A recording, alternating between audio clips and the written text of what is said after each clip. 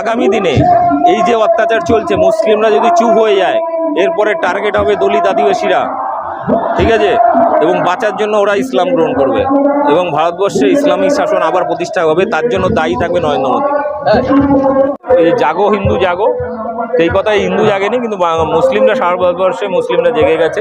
এরপরে হিন্দু জাগতে বাকি, যখন এটা ঠিকঠাক প্রচার হবে, হিন্দুরা যখন বুঝতে পারবে যে আমাদেরকে বোকাচোদা বানাচ্ছে, তারপরে দেখবেন এই হিন্দুরা যখন জেগে উঠবে, তখন বিজেপি নামক দলটাই ভারতবর্ষে থাকবে না। এটা খুব সিম্পল জিনিস। এই ব্যবসা থেকে শুরু করে কোন কাজটা হিন্দুদের থেকে কেড়ে নিয়েছে মুসলমানরা আমাকে দেখাও। এমনকি শিক্ষার দিকেও মুসলমানরা অনেকটা পিছিয়ে, মানে আধুনিক শিক্ষাতে অনেকটা পিছিয়ে। এফআইআর করেছে আমার নামে, মানিকদার নামে, আরও অনেকের নামে করেছে। কি কারণে এফআইআর করেছে বলে মনে হচ্ছে? সেটা হচ্ছে সন্দেশখালী থেকে শুরু করে এই যে মুর্শিদাবাদ এখনকার ঘটনা, এর মধ্যে প্রায় ৫-৭খানা ঘটনা ঘটেছে, যেগুলো নিয়ে গদি মিডিয়া বারবার মুসলিমদেরকে টার্গেট করা হয়েছে। এবং আমাদের টিম, আমি নিজে সেই জায়গায় গিয়ে তদন্ত করে দেখেছি যে এই ঘটনার পেছনে বিজেপির হাত রয়েছে। এই প্রোপাগান্ডাটা বিজেপির তৈরি। ফলে যেটা হয়েছে যে বারবার এটা যখন ফাঁস করছি, যে প্রোপাগান্ডা, ওদের গদি মিডিয়া, আমরা খবর দেখানোর পর গদি মিডিয়া চুপ হয়ে যাচ্ছে, ওদের আইটি সেল বন্ধ হয়ে যাচ্ছে, বাইরে মানুষ আসল সত্যিটা আমরা তুলে ধরছি। এই কারণে আমার উপর রাগ, যেহেতু আমি পুরো পশ্চিমবাংলার টোটাল মিডিয়াটাকে এখন আমাদের ফেডারেশন হয়ে গেছে, 500 থেকে চ্যানেল, জেলায় 200-250 করে চ্যানেল, ফলে এটা চাপ হয়ে গেছে।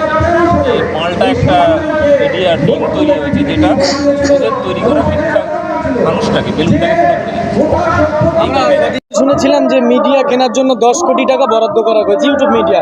তো এরকম অফার কি আপনার এসছে বলে মনে হচ্ছে নাকি? প্রথমত ওরা ভালো করেই জানে যে দীপক ব্যাপারী নট ফর সেল, এটা ওরা ভালো করে জেনে গেছে। কারণ বিগত প্রায় 10-15 বছর ধরে লাগাতার বিজেপিকে যেভাবে মানে ধোলাই করেছি আমি, তাতে ওই অফারটা আর দিবে না। তবে হ্যাঁ, 2019-এ একবার দিয়েছিল, মাসে 3 লাখ টাকা করে একটা অফার দিয়েছিল। প্রায় সব পার্টি থেকে অফার ছিল, কিন্তু এবছর কেউ সাহস পাচ্ছে না অফার দেওয়া। মানে দীপক ব্যাপারীর এই কথা বলা বা ভঙ্গি বা এই যে আরএসএস এর যে চক্রান্তটাকে চুরমার করার জন্য তারা ভয় পাচ্ছে যে কিভাবে বলবো। হুমকি দেয়, প্রচুর হুমকি আসে, কিন্তু ও জানে যে ও হুমকিতে কাজ হয় না। আমি তো একাই ঘুরে বেড়াচ্ছি, এত কিছু আমার উপর এই চোটপাট দিচ্ছে, এফআইআর করেছে, দেখে নেবো, সোশ্যাল মিডিয়ায় বলছে তোকে রাস্তাঘাটে পেলে পিটিয়ে মেরে ফেলবো। আমার কে বারণ করেছে? আমি তো একাই ঘুরে বেড়াই, এই একা এসছি আজকে প্রোগ্রামে, তবে একাই বাড়ি যাবো। ওয়াকফ বিল নিয়ে সরকারকে আপনি কি বলবেন? ও তো এখন মাফিয়া, জমি মাফিয়া হয়ে গেছে। আগে কৃষকদের জমি দখল করার চেষ্টা করছিল, লুট করার চেষ্টা করছিল, ওটা পেরে ওঠেনি। এখন মুসলমানদের নিচ্ছে, মুসলমানদের লড়াই করে তাহলে বাঁচাতে পারবে। আর তারপরে খ্রিস্টানরা লড়াই করে বাঁচবে, আদিবাসীদের জমি নেবে, আদিবাসীরা লড়াই করলে বাঁচবে। লড়াই করে যেতে হবে। তবে তবে এত লড়াই করার দরকার নেই। এই মোটামুটি সামনের ইলেকশনে ওদেরকে একদম বিদায় দিলেই, মানে একটা লড়াই করতে হবে, একটা লড়াই করে ওদের বিদায় দিলে আর বাকি কোনো টেনশন নেই, কারোর কোনো বিপদ নেই। এই যে আর হিন্দু খাত্রে মেয়ে বলে, অ্যাকচুয়ালি হিন্দুরা সত্যি বিজেপির আমলে খাত্রে মেয়ে।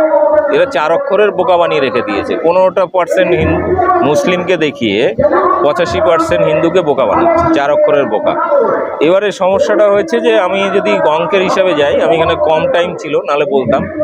সেটা হচ্ছে পশ্চিমবাংলা, আমি উদাহরণ দিচ্ছি, এখানে 30% মুসলিম সরকারি চাকরি করে। কত পার্সেন্ট? 1.5 থেকে 3% মুসলিম সরকারি চাকরি করে। তাহলে বাকি 27% চাকরি কে খেলো? হিন্দুরাই খেয়েছে। তাহলে মুসলমানরা কেন বলছে না যে আমরা খাত্রে মেয়ে আছি, বিপদে আছি? শুভেন্দু অধিকারী তো বারবার বলছে হিন্দু হিন্দু ভাই ভাই আমরা মিলেমিশে চলতে চাই। আমি কোন চাকরি, ব্যবসা থেকে শুরু করে কোন কাজটা হিন্দুদের থেকে কেড়ে নিয়েছে মুসলমানরা আমাকে দেখাও। এমনকি শিক্ষার দিকেও মুসলমানরা অনেকটা পিছিয়ে, মানে আধুনিক শিক্ষাতে অনেকটা পিছিয়ে হিন্দুদের তুলনায়। পুরো অল ইন্ডিয়াতে এই মুহূর্তে হচ্ছে 74% সাক্ষরতার হার, পশ্চিমবাংলায় সেটা প্রায় 80%-এর কাছাকাছি। তারপরেও এখানে মুসলিমদের সাক্ষরতার হার প্রায় 60%-এর কাছাকাছি। অন্য রাজ্যের থেকে অনেক বেটার। কিন্তু তারপরেও চাকরি বাকরির ক্ষেত্রে আমরা দেখছি যে 30% মুসলিম চাকরি বাকরি পাচ্ছে কত? 1.5 থেকে 3%, অল ইন্ডিয়া বেসিসে 1%। তাহলে 15% মুসলিমের মধ্যে 1%, 14% চাকরি খেলো কে? মুসলমানদের চাকরিটা খেয়েছে কে? হিন্দুরাই খেয়েছে। তাহলে তো মুসলমানদের চিৎকার করা উচিত, আমার ব্যবসা, আমার চাকরি সব তোমরা কেড়ে নিয়েছো, মুসলিম খাত্রে মেয়ে। মুসলমানরা কি এটা কখনো বলে না। কিন্তু উল্টে হিন্দুদেরকে বোঝানো হয়েছে যে ওই 15% মুসলমান জন্য তোমরা বিপদে আছো।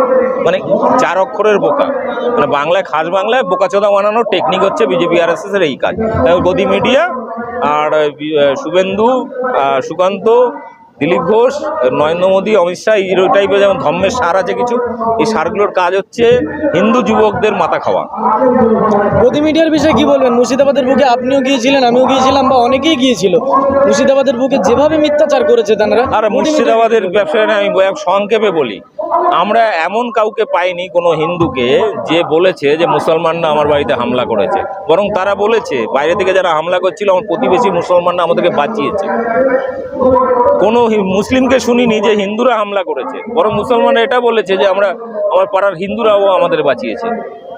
ফলে বোঝা যায় কি, এটা যা হচ্ছে পুরো প্ল্যান করে এই গেম প্ল্যানটা সাজানো হয়েছিল 26-এ ইলেকশনকে কেন্দ্র করে, যাতে করে এখানে একটা হিন্দুদের ভোটটাকে টানা যায়, আর কিছু না।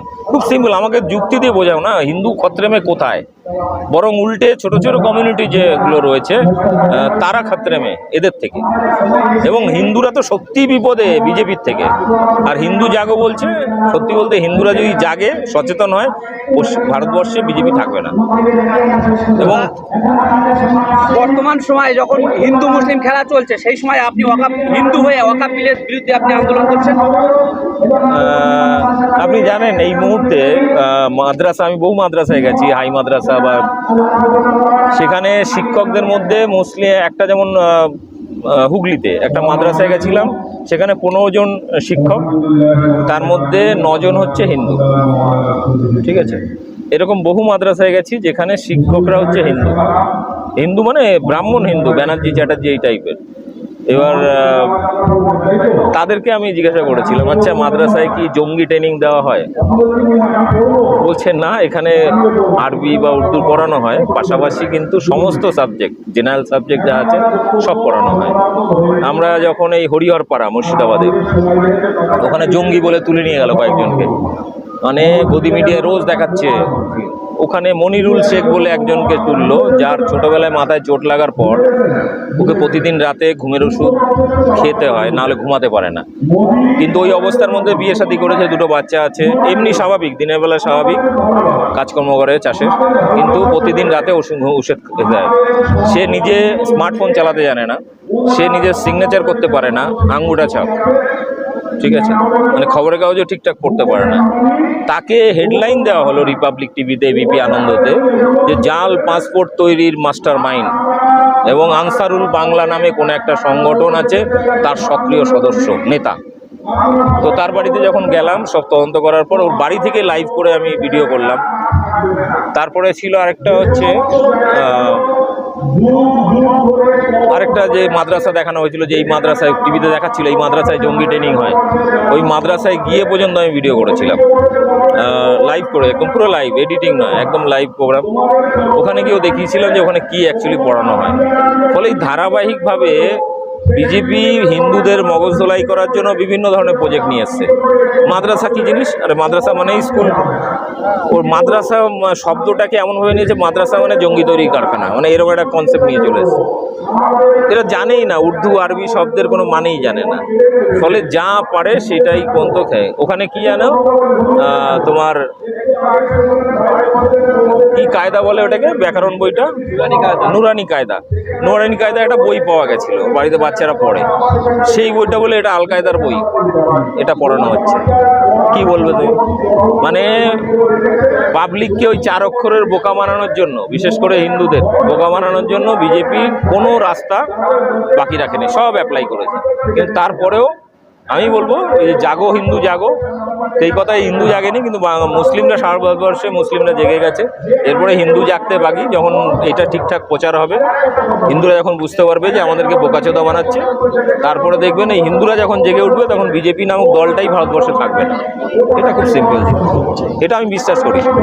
বর্তমানে এই যে ওই আন্দোলন চলছে, ওয়াকাফ আন্দোলন, এই আন্দোলন কি কৃষক বিলের মতো প্রত্যাহার করতে পারবে, বাধ্য হবে কি? এটা আন্দোলনের পদ্ধতি, যেগুলো আন্দোলন হচ্ছে এর পদ্ধতি ভুল। এই পদ্ধতি নিয়ে আমি আগেও বলেছি। এর আগে যখন বাবরি মসজিদ ধ্বংস হয়, সেই সময় সারা ভারতবর্ষে হিন্দু মুসলিম শিখ ইসাই সবাই মিলে সমৃদ্ধি মিছিল করে করে এলাকায় বাংলাকে শান্ত রেখেছিল।